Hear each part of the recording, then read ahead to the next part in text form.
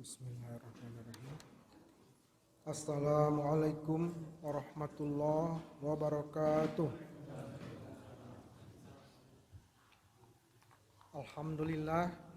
Alhamdulillahirabbil alamin. Wassalatu wassalamu ala asyrafil anbiya'i wal mursalin wa ala alihi washabihi ajma'in.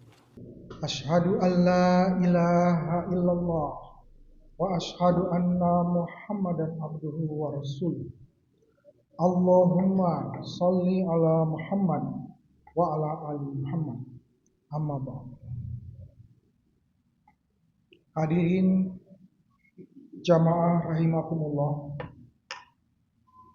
Puji syukur selalu kita panjatkan kehadirat Allah Subhanahu wa taala, karena atas perkenannya lah, karena atas rahmat dan kasih sayangnya lah kita semua berada dalam keadaan sehat,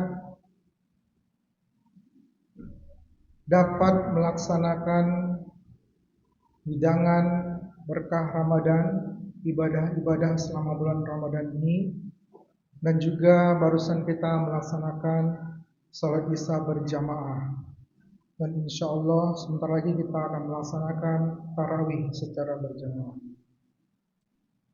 Insya Allah hari ini kita memasuki hari yang ke-17. Mudah-mudahan amal ibadah kita diterima Allah Subhanahu wa taala.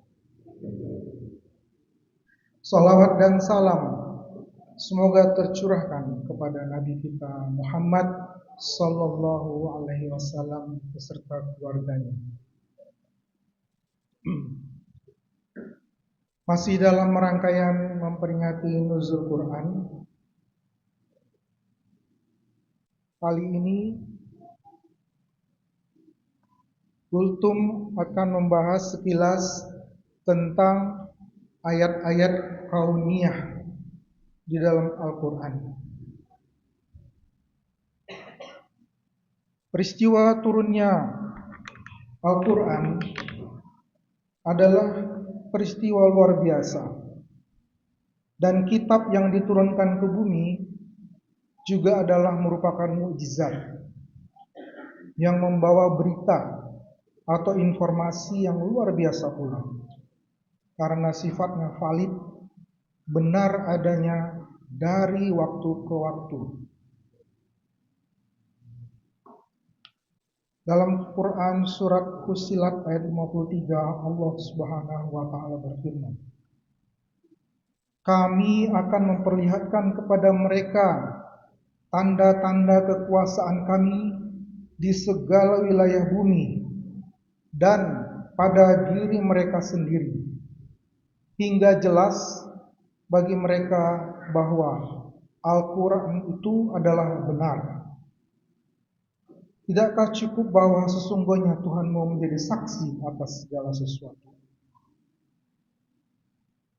Kemudian dalam surat Al-Jathiyah ayat 3-5, Allah Subhanahu wa taala berfirman, "Sungguh pada langit dan bumi benar-benar terdapat tanda-tanda kebesaran Allah bagi orang-orang mukmin, dan pada penciptaan dirimu dan pada makhluk yang bergerak, yang bernyawa, yang bertebaran di bumi, terdapat tanda-tanda kebesaran Allah untuk kaum yang meyakini. Dan pada pergantian malam dan siang, serta hujan yang diturunkan Allah dari langit, lalu dengan air hujan itu dihidupkannya bumi setelah kering, dan pada perkisaran angin terdapat pula tanda-tanda kebesaran Allah bagi kaum yang berakal." Selanjutnya kita lihat beberapa ayat Quran yang telah terbukti secara ilmiah seiring dengan kemajuan ilmu pengetahuan dan teknologi. Jasad Fir'aun yang dikisahkan Al-Quran dalam surat Yunus baru terbukti 12 abad kemudian sejak turunnya ayat 92 surat Yunus. Dalam surat Yunus ayat 92 Allah Subhanahu wa taala berfirman, "Pada hari ini kami selamatkan jasadmu agar kamu menjadi pelajaran bagi orang-orang yang datang setelah kamu. Sesungguhnya kebanyakan manusia benar-benar lengah, tidak mengindahkan tanda-tanda kekuasaan kami." Allah Subhanahu wa taala pada ayat ini menjelaskan bahwa pada hari kematiannya jenazah Fir'aun akan dikeluarkan dari dasar lautan agar mereka yang meragukan kematiannya menjadi yakin dan menjadi pelajaran bagi manusia sesudahnya.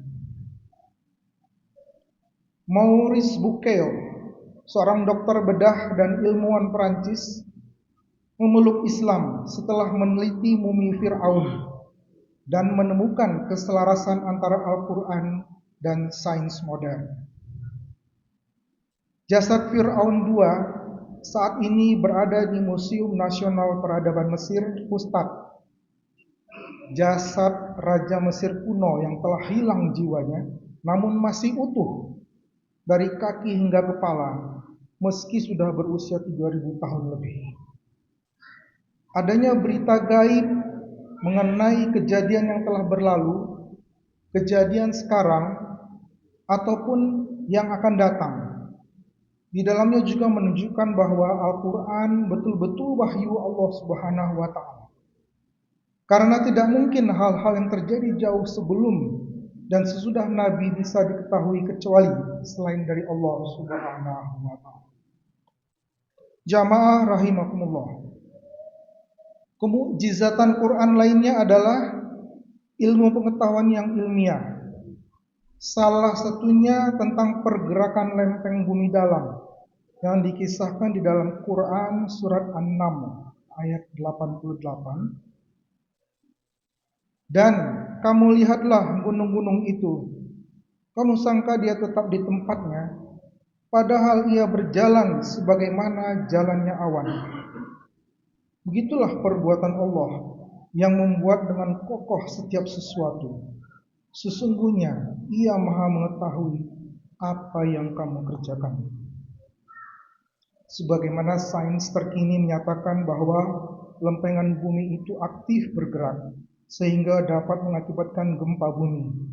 Pemikiran ini belum terbayang dengan jelas ketika 14 abad yang lalu pada saat Quran diturunkan.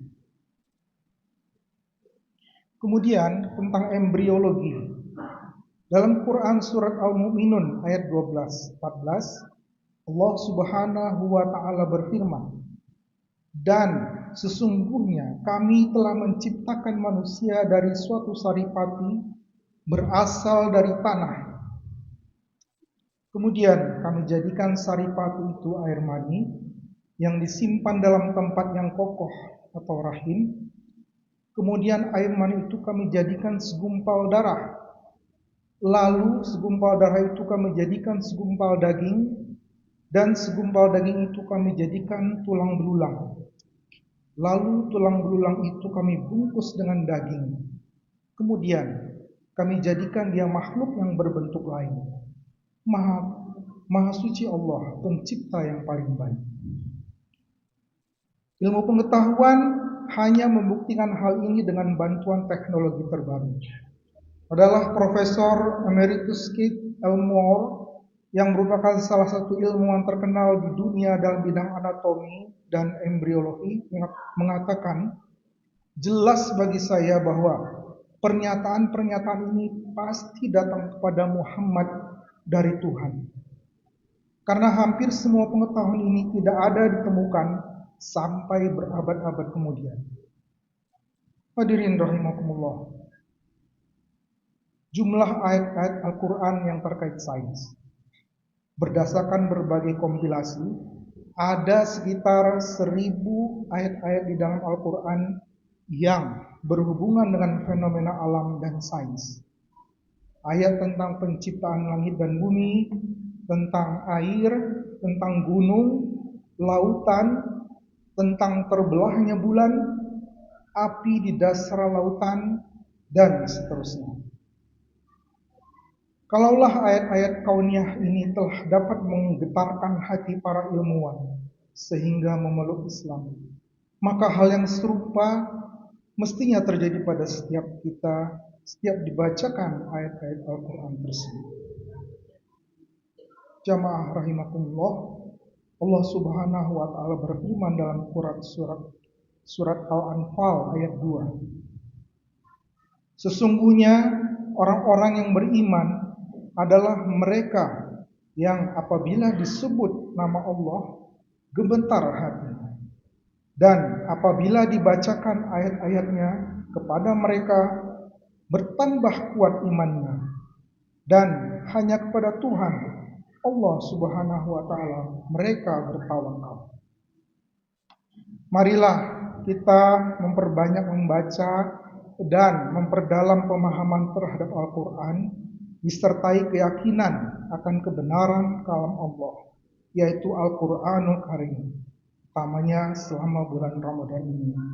Semoga kita dapat memanfaatkan kesempatan berharga ini dengan sebaik-baiknya dan mendapatkan berkah serta ampunan dari Allah Subhanahu wa taala. Amin. Billahi taufiq wal hidayah.